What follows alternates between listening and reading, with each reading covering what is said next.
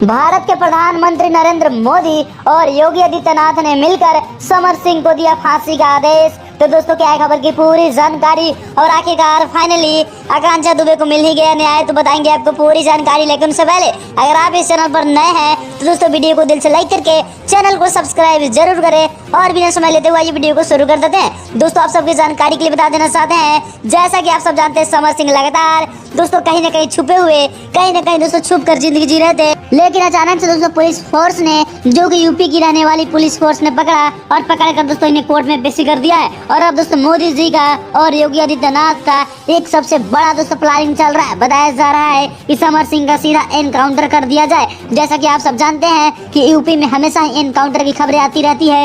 योगी आदित्यनाथ की सरकार में वह ना ही कोर्ट की सुनती है, ना ही कुछ के सुनते हैं दोस्तों, यह सीधा एनकाउंटर का फैसला देते हैं। ऐसा कई बार सोशल मीडिया पर खबर आते रहा है, लेकिन दोस्तों अब यह सच होते हुए भी नजर आ रहा है। समर सिंह को सीधा मारने का धमकी दिया गया है, सीधा उन्हें एनकाउंटर करने का धमकी दिया गया है योगी आदित्यनाथ और दोस्तों प्रधानमंत्री मोदी की तरफ से। और दोस्तों यूपी बिहार की जनता नरेंद्र मोदी और योगी जी के इस फैसले से काफी ज्यादा खुश है। कुछ लोगों का मानना है कि समर सिंह के साथ ऐसा ही होना चाहिए, तो कुछ लोगों का मानना है कि समर सिंह के साथ ऐसा नहीं होना चाहिए। लेकिन दोस्तों आपको क्या लगता है, जिस तरीके से समर सिंह आकांक्षा दुबे के साथ, आकांक्षा दुबे को काफी ज्यादा शोषण किए हैं, उनके लिए क्या सजा बनती है? कमेंट बॉक्स में जरूर बताइएगा।